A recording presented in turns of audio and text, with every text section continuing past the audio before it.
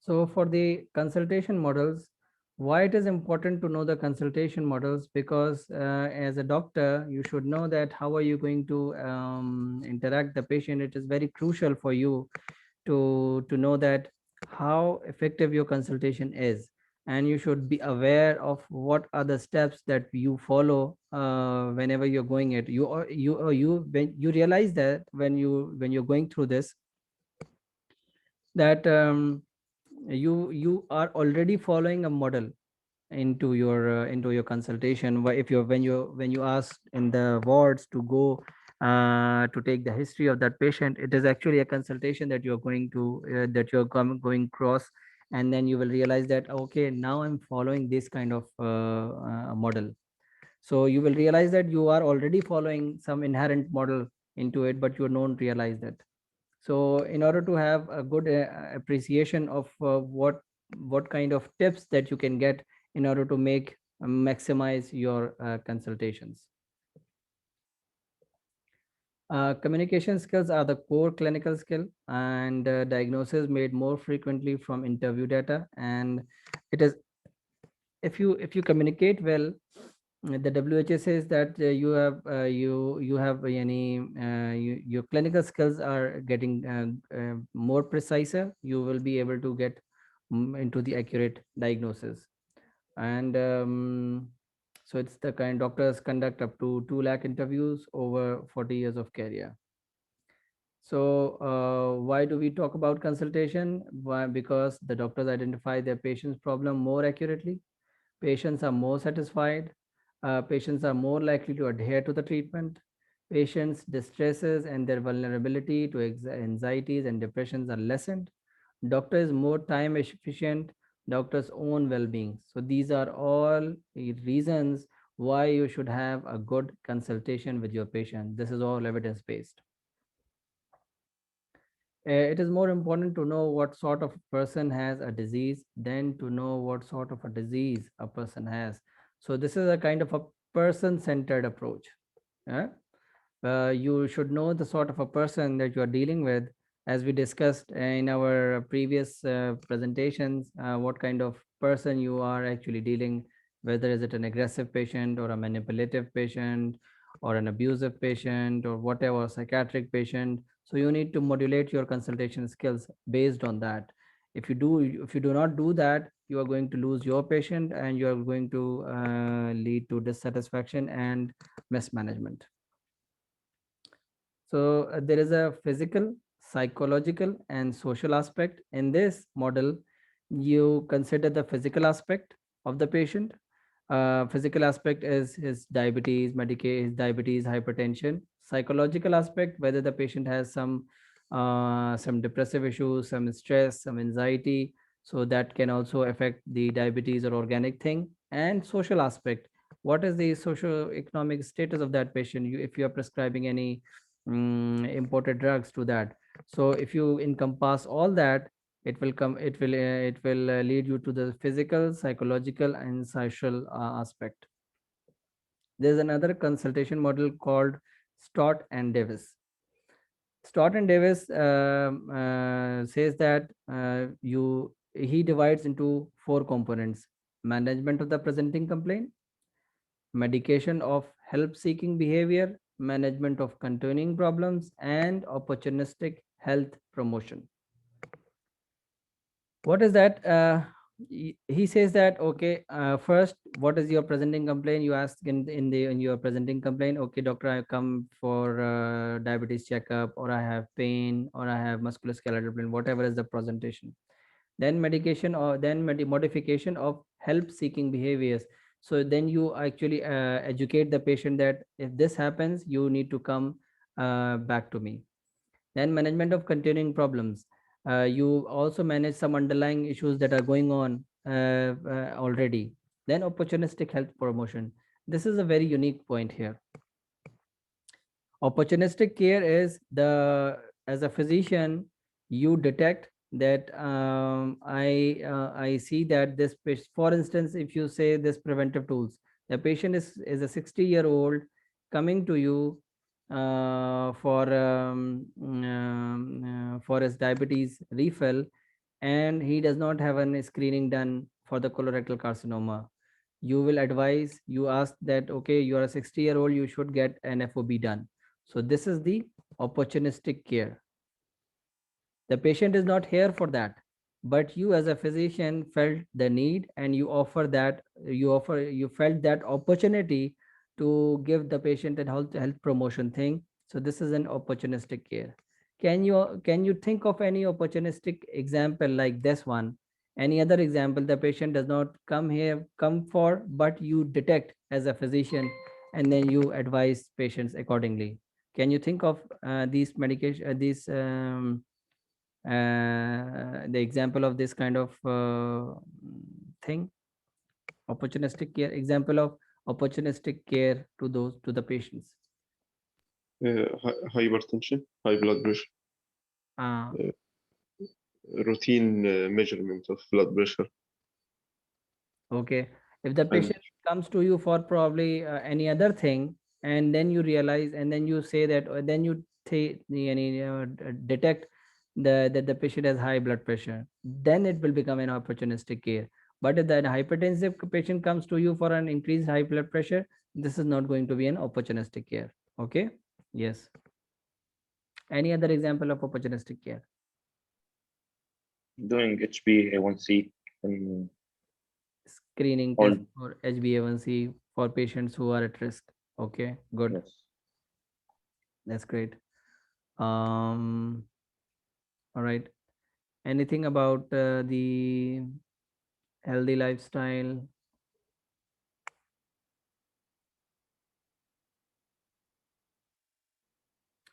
For instance, the patient is diabetic, or the patient is coming to you for anything, and you observe that the patient is obese. Then you probably would like to give an opportunistic care that maybe you should lose weight. This is an example of an opportunistic care. For example, the patient comes to you with a cough, and he's here for some medications, and then you realize that the patient is a smoker also, but he's not here to quit smoking. Then you give some advices to the patient that you should quit smoking. So this is an opportunistic care. So whenever you're encountering a patient in your primary health care, please be prepared that I may ask you that what could be the opportunistic care that you can provide this patient.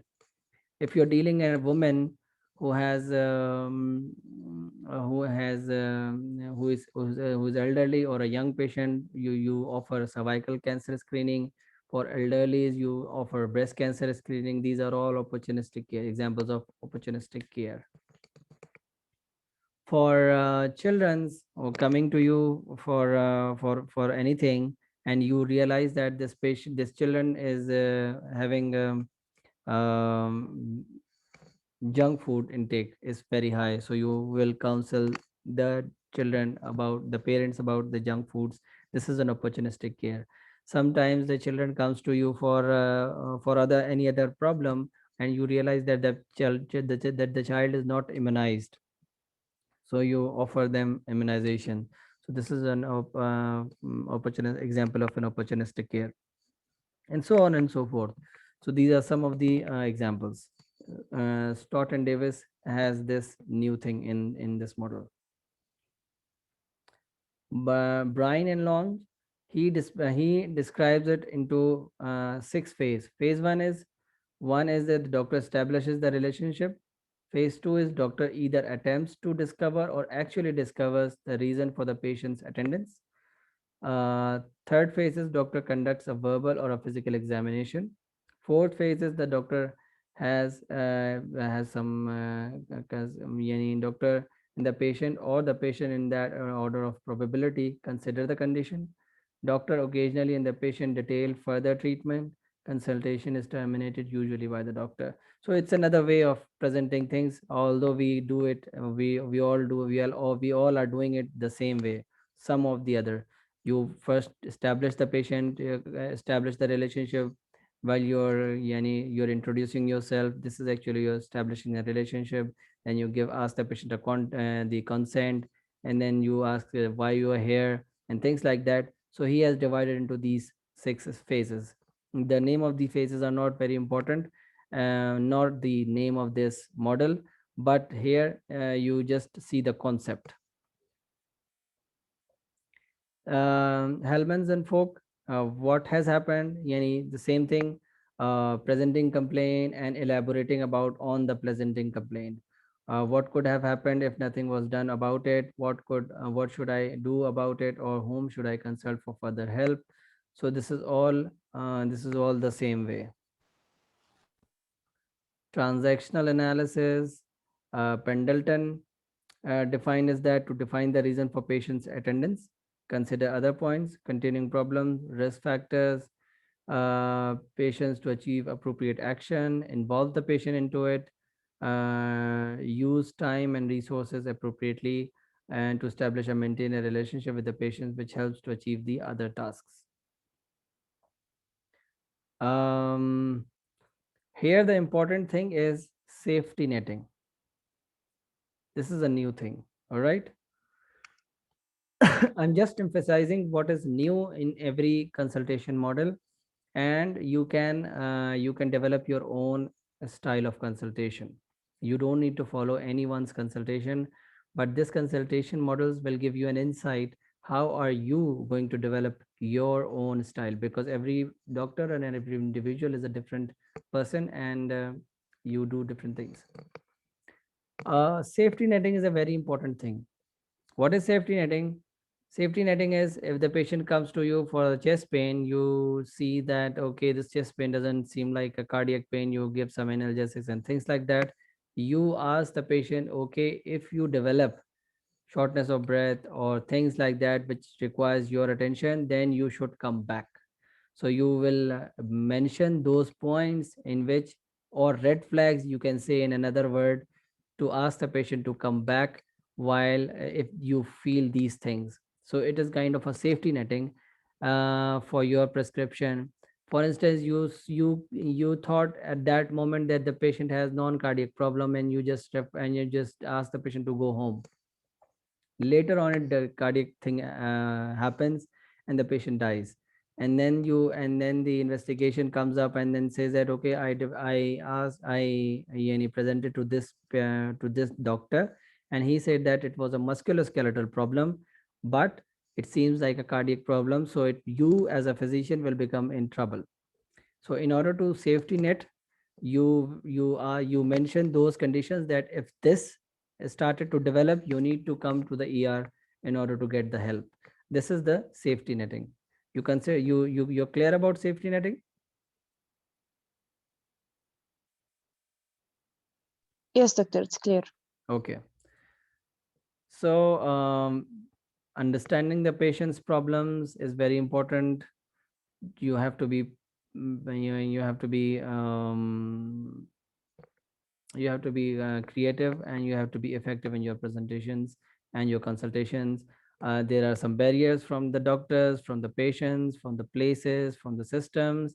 You can think of doctor barriers. We have covered these in the communication skills. You should have verbal skills, non-verbal skills. Patients with the special situation, you should deal those patients. We have dealt it in the same way. There is another thing called okay, so this is about consultation models. So you need to get the concept of consultation models. This is you don't need to remember all the drugs, all the names of that models. Okay, if you see here, let me see.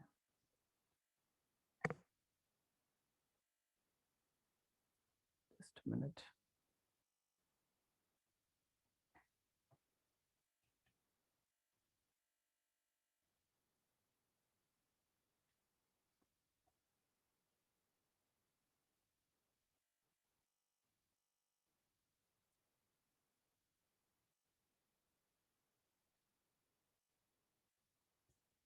So I have jotted down different important points that you would probably would like to um, emphasize when you are in your primary health care. Um,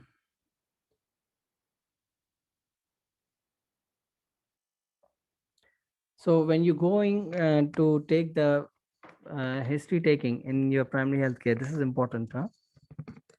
That what you do is you normally do is you take the presenting complaint, history of presenting complaint, past history, and all that. Here, what is unique in primary health care, you should know whether this patient has danger signs in it or not by explaining that, okay, doctor, this patient has cough, but it is not associated with weight loss, with hemoptysis. These are all danger signs, important negatives, or if there is anything danger that you see here. The third thing that you can incorporate into your history taking is the patient's concerns, expectations. There are some concerns, some specific concerns of the patient, so you need to explore that. Probably patient concern is as a reassurance, so you want to know that what are his concerns. Probably the patient expectation is that you will give some leave for this problem, so you and the hidden agendas in the patient's consultation. So you want to you should be aware of his concerns, expectations, and if there is any hidden agenda in it. Whenever you're formulating a management plan, I'm talking about in your when you're going to your primary healthcare, how and this is what it is required from you. Address patients' concerns and expectations in your management plan. Non-pharmacological and pharmacological. Non-pharmacological, you should also deal with this patient's concerns. You should also do safety netting. Explain that what you need to come to ER or to the clinic immediately. If the patient is drowsy or persistent vomiting, then report immediately. This is safety netting as we discussed. Or there is another aspect where that we discussed is opportunistic care.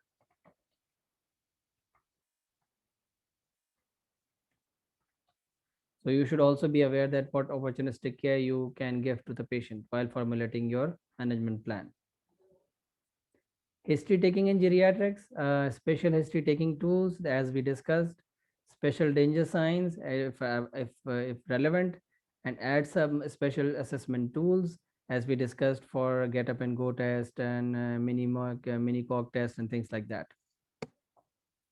If you're taking a patient, if you're taking a history in a pediatric age group, I would like you to formulate your history in this manner, which is called bind.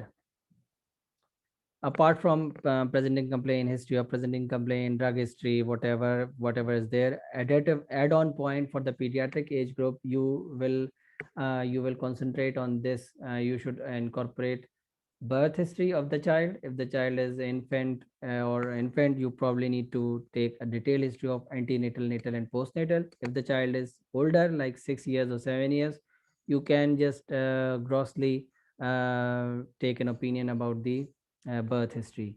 I is for immunizations.